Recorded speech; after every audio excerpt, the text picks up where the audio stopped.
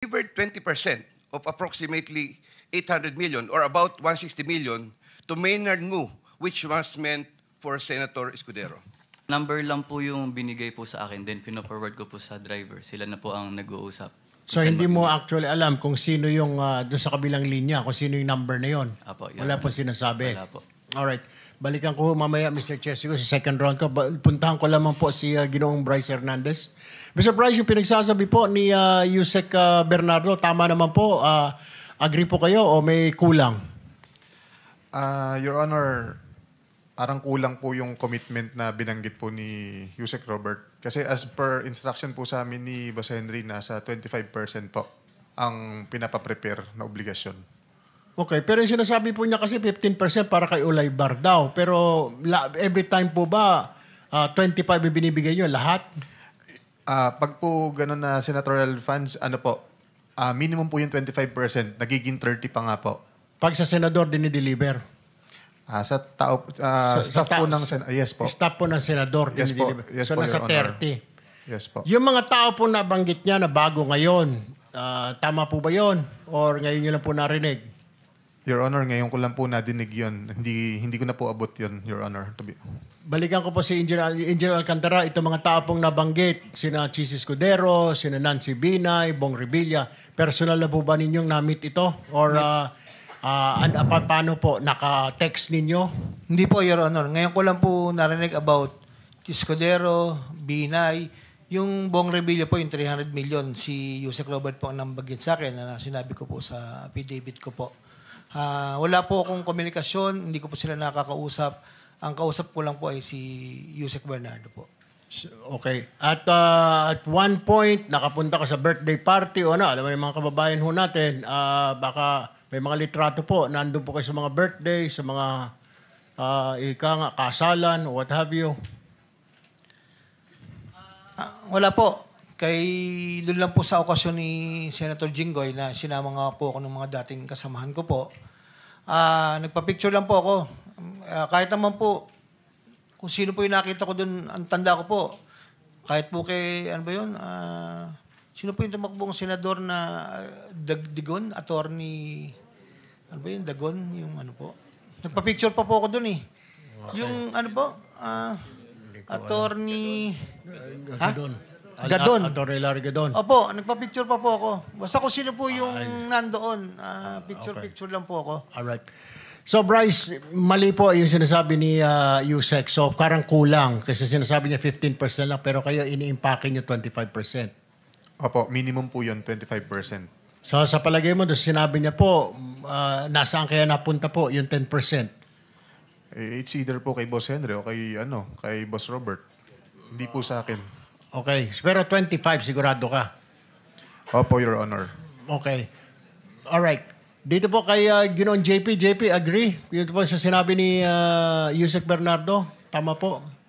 Agree po na 25% po to up to 30% po yung pinagagayak po. Will it be safe to say, Engineer Alcantara, na yung 10% napupunta lang siguro kay Yusek Bernardo?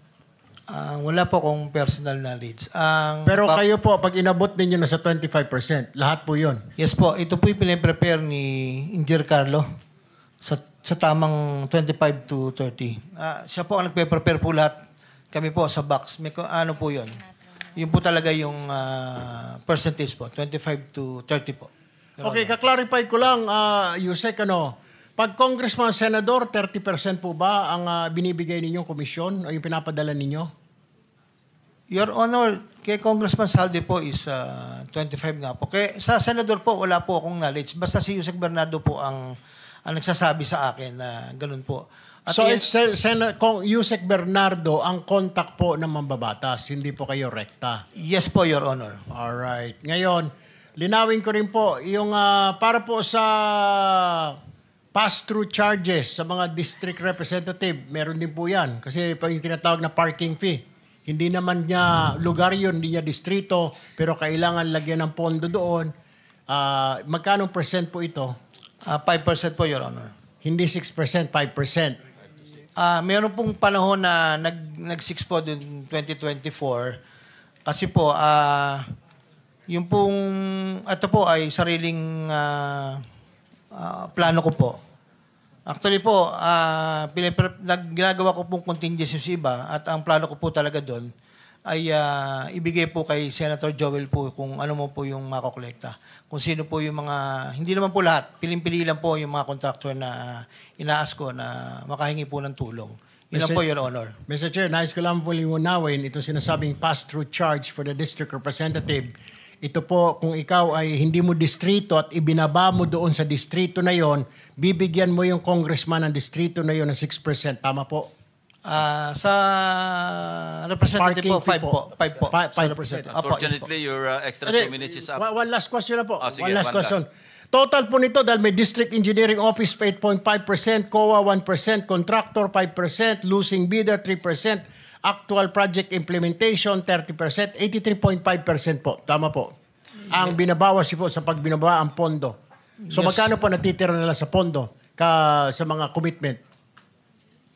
Commitment po, yun po, yung 25 to... Lahat-lahat po, lahat-lahat, pati sa inyo na po. Bilisan na lang po natin. Commitment po sa back po ay Kaya nga po, estimate na lang sir, magkano natitira para sa proyekto? Magkano po? 30 to 35 po. 30% na lang to 35. 30 to 35. Normally Dahil po. yung 65% na sa commitment lahat. Sa taxes po and commitment. Yes, sir. Taxes and commitment. Pero mas Yes, po. marami yung commitment. Yes po. Thank you. Salamat po. Thank you. Senator JB Ercito is recognized. Thank you, Mr. Chair.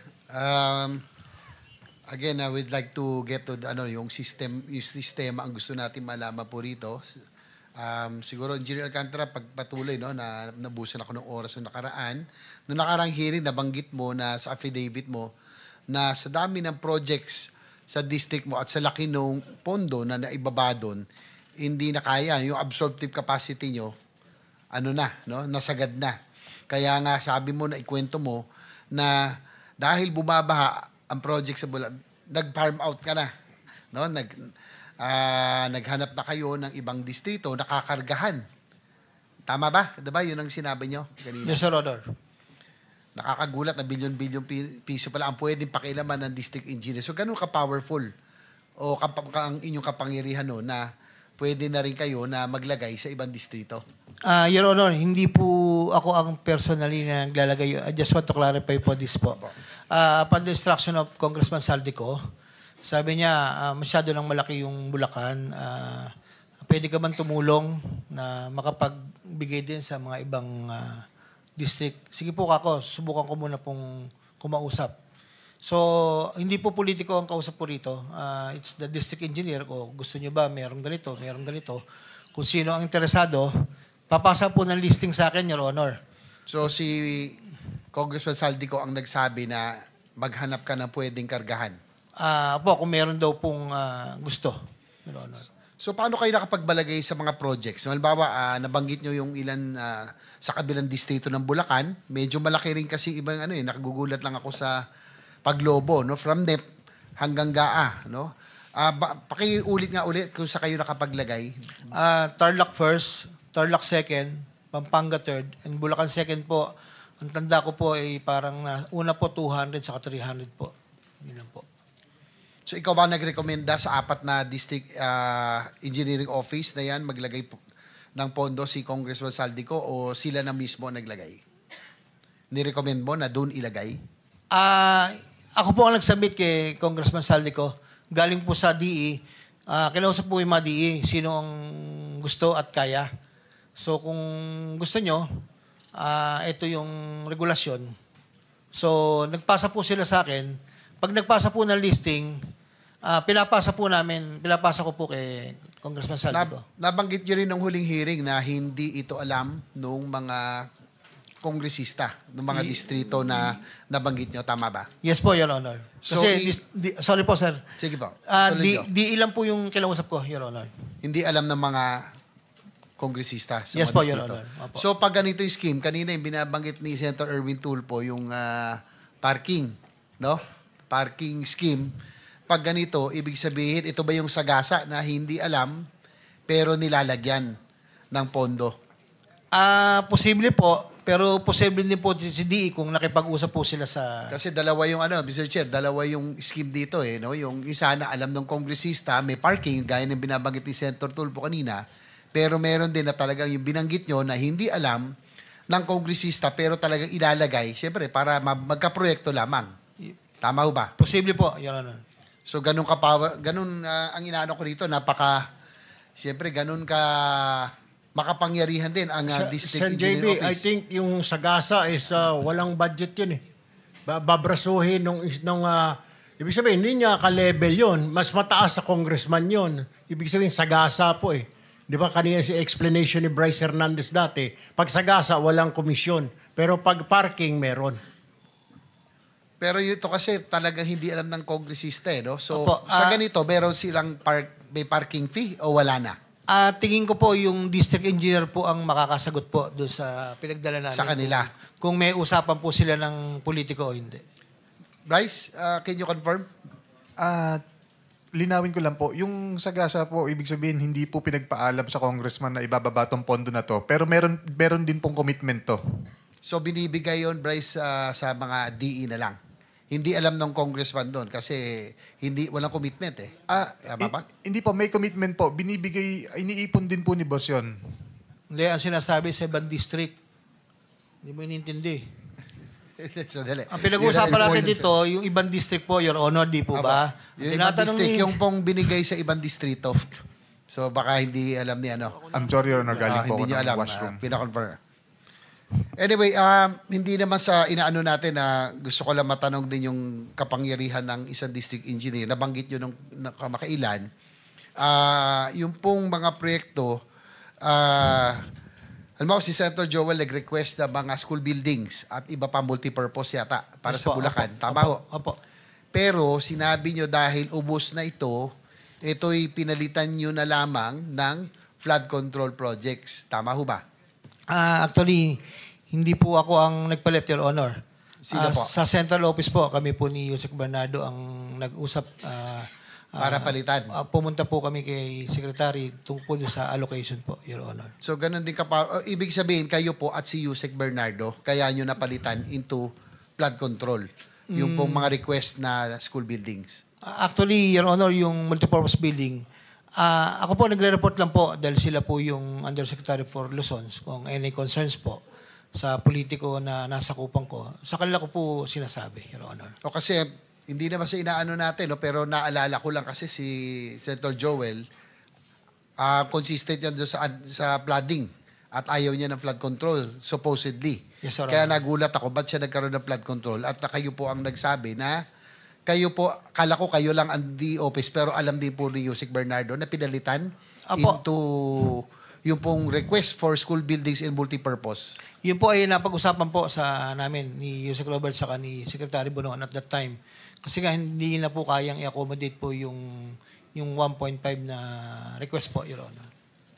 At nabanggit nyo rin na meron nang hingi ba si Senator Joel? Hindi sa inaano ko, no? Pero nire-reiterate lang natin yung inyo pong sinabi. Hindi po, Your Honor. Gaya po na sinabi ko, ako po yung gumawa ng paraan at alam ko po kasi galit na galit po si Senator sa flood control po. Yun nga kasi, kaya natin ito, Mr. Chair, para malaman natin paano nila napapalitan. No? Kung sino, si DE ba? Hindi po. Kasama si Yusek Sa Bernardo. central office na po, nagsasabit po ng listing, Your Honor. So kanina po nasabi po ni Yusek Bernardo, pinakilala po pala kayo kay Saldico mismo. Tama Yes ho po, ba? Your Honor. At ang tinanong ay kung mapapagkatiwalaan daw ho kayo. So ilang beses ho kayo nagkakilala? Nagkaroon ng pagkakataon na magkasama?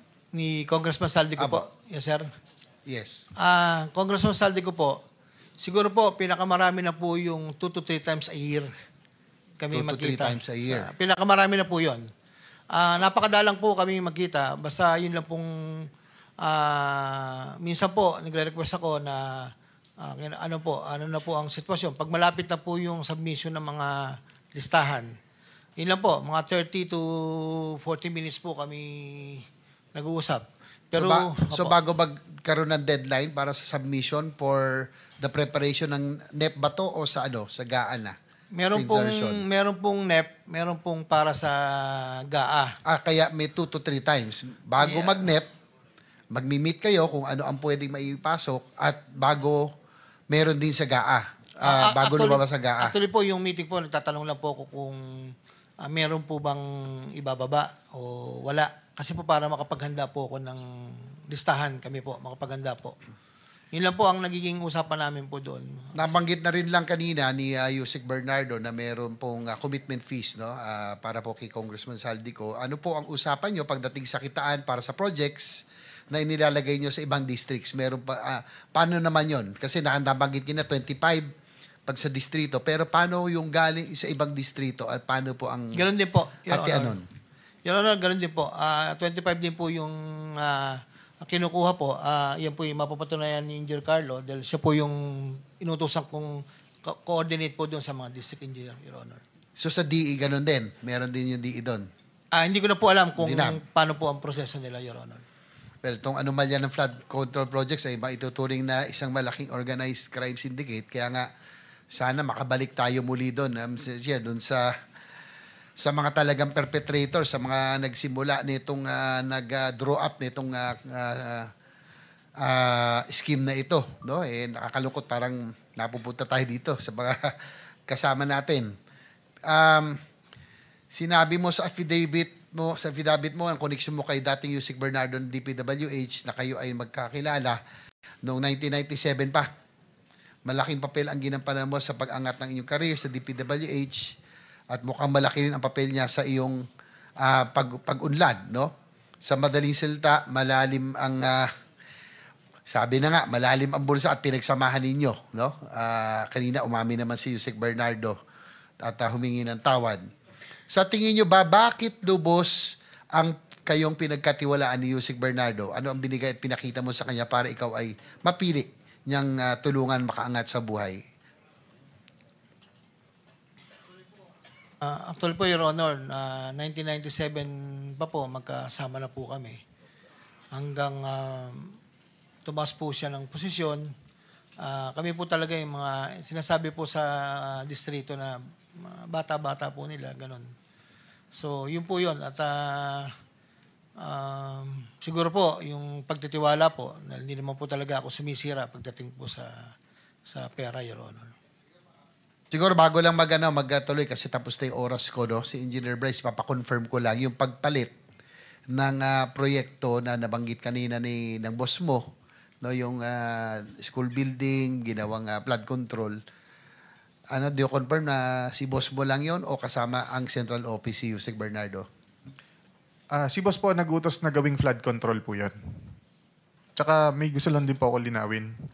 Yun po kasing sa obligasyon na 25%. 25% po ang kinukuha. Pero kinukuha po ni boss yun, 25% sa ABC, hindi po dun sa proponent.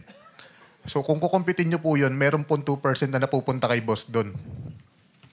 Mr. Chair, Senator JB. Yes. Sige. Pwede mo clarify lang kung, Go ahead. Please go ahead. kung sino yung boss na sasabi niya, Bernardo ba or Alcantara?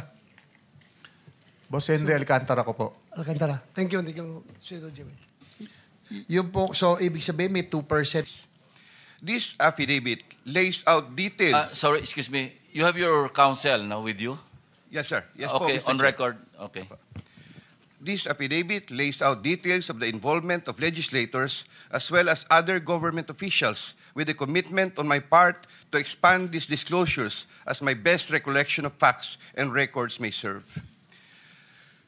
Since number 3, since the received an invitation to appear in these proceedings, I began collating, vetting, and consolidating all written communications, documents, tables, and matrices, and lists in my possession, the retrieval of which has been difficult since I retired from public service last August 2025. With the benefit of more time and greater freedom to access files, I am confident that I can provide even more material and relevant evidence that would clarify the issues once and for all. Number 4, more importantly, I am executing and submitting this affidavit with my full and absolute consent as an integral part of my application to be admitted under the Witness Protection Program through the favorable recommendations of the Honorable Chairman of the Blue Ribbon Committee, Senator Ping Lacson, and the Honorable Senate President, Tito Soto, under Section 4 as well as Section 10 of Republic Act Number 6981, otherwise known as Witness Protection, Security and Benefit Act, before the Department of Justice. I attest and confirm that the names, dates, and transactions mentioned hereunder are based on my direct personal knowledge and have ample documentary support where necessary or desirable if given full opportunity to retrieve the same. Background facts. I earned my bachelor's degree in Bachelor of Science in Civil Engineering in 1984. I am a registered civil engineer by profession. In the year 1985, I began my 40-year stint in the DPWH as a laborer. I then climbed the ranks through the years as Associate Civil Engineer, Engineer 2, Engineer 3, and as Assistant District Engineer, Assistant Regional Director. I then became Assistant Regional Director CESO 4 sometime in 2012 until my appointment as Assistant Secretary in 2016. I finally became Undersecretary more than a year later and remained such until my retirement on August 2025. I met former District Engineer Henry Alcantara during my assignment in the Laguna 2nd District Engineering Office. Engineer Alcantara, Engineer Bryce Hernandez, Engineer J.P. Mendoza, and Engineer Algie Jumasig all belong to the Bulacan 1st DEO. 2020-2040 scheme. Sometime after the State of the Nation address of President Ferdinand Bongbong Marcos Jr. in July 2025, and while I was already on sick leave, I heard from Secretary Bunoan for the first time that Engineer Alcantara, Engineer Hernandez, Engineer Mendoza, and Engineer Dumasig were engaged in contracting activities using the licenses of other contractors. Subsequently, Engineer Hernandez confirmed this arrangement through one of the legislative hearings and by other contractors whose license they used. According to Bryce Hernandez, their sharing is 20-20-20-40% from these activities. My understanding is that they had prepared and signed documents for purposes of collecting payments, which they then apportioned the profits amongst themselves. However, I must admit that I have no personal knowledge on the exact actions they took to accomplish this scheme, and I can only be asked general questions on the systems in place that would have allowed this modus operandi to happen. I categorically state that I have neither knowledge nor participation in these business activities, which were entirely done by Engineer Alcantara, Engineer Hernandez, Engineer Mendoza, and Engineer Dumasig on their own. Ghost projects. At about the same time, after the 2025 SONA, I also heard for the first time that aside from the 2020-2040 scheme, there were flood control projects, ghost projects, for which Engineer Alcantara, Engineer Hernandez, Engineer Mendoza, and Engineer Dumasig were also responsible. These were confirmed later by Secretary Bunaan during a separate legislative hearings. I called up Engineer Alcantara to ask him about these flood control ghost projects. He denied any participation. Subsequently, he likewise told me that he even convened the officers of Bulacan 1st DEO to confront them about these ghost projects, and that some officers, it was Engineer Hernandez, who was the primary person responsible for the same. In the exact words of Engineer Alcantara, si Bryce po yan. I categorically state that I have neither knowledge nor participation in these flood control ghost projects. Congressman Zaldico. My personal knowledge regarding Congressman Zaldico are set out as follows. Congressman Zaldico one time called me to say that he met Engineer Alcantara and wanted to confirm, maayos bang kausap si Engineer Alcantara? To which I replied, maayos po. Engineer Alcantara then told me that Kong Zaldico was asking for a 25% commission, and out of that amount, 2% was to be shared equally between Engineer Alcantara and myself. In his exact words, boss, hati na tayo sa 2%. Furthermore, Engineer Alcantara would tell me every time that he made deliveries of cash to Congressman Zaldico in compliance with his commitment to Congressman Zaldico.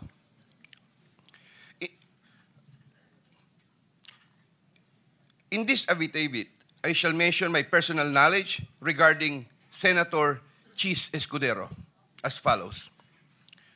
Maynard Ngu and I are close friends, and we go years back. He is also a close friend and campaign contributor of Senator Chis Escudero. Maynard Ngu asked me to submit a list of projects. I personally submitted a list of projects to Maynard Ngu, and some of the items therein pertaining to Valenzuela and Marinduque projects were subsequently included in the General Appropriations Act. A copy of the list of Valenzuela and Marinduque projects is here to attach to this affidavit as Annex A. When I gave him the list and in relation to the commitment, I asked him, Boss, paano to? Maynard replied, bahala ka na. I asked, Boss, okay na ba ang 20%? Maynard said, okay. After inclusion of the projects in the GAA, I delivered 20% of approximately 800 million or about 160 million to Maynard Ngu, which was meant for Senator Escudero. Finally, I would like to add that deliveries of cash were personally made to me, by me, to Maynard Ngu at his office in Manila.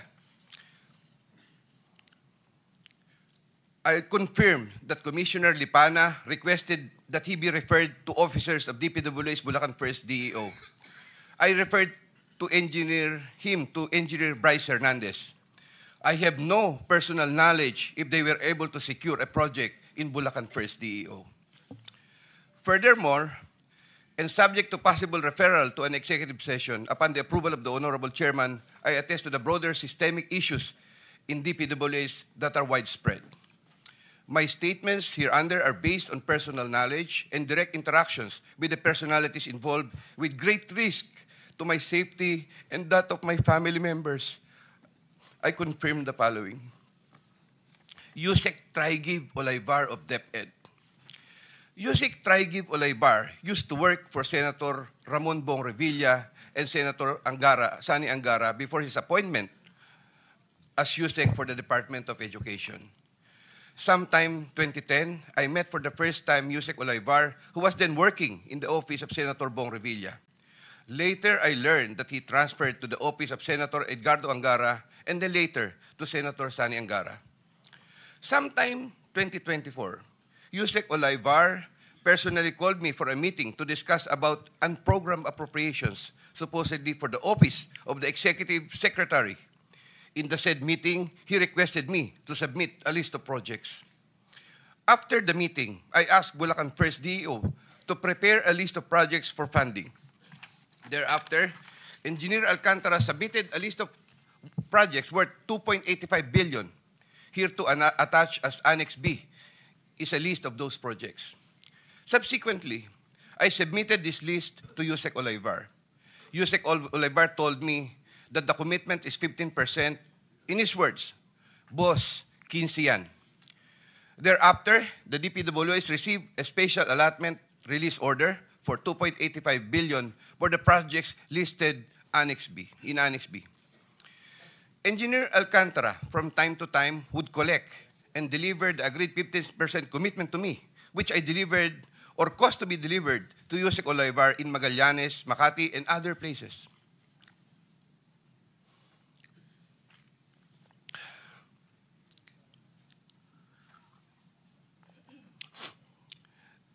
Senator Ramon Bong Revilla.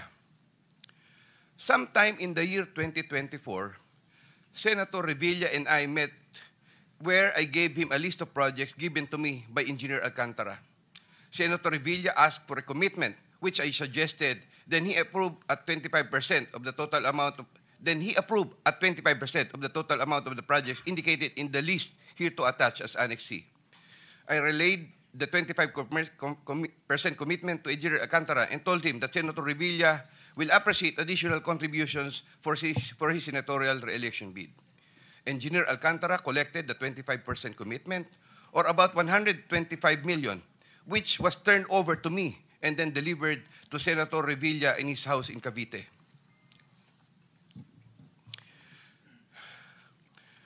Senator Nancy Binay. Sometime in the year 2024, Carlin Villa, a staff of trusted confidant of Senator Binay, called me and asked for a commitment which was set at 15% of the total amount of the projects indicated in the list here to attach as Annex D. I relayed the 15% commitment to Engineer Alcantara.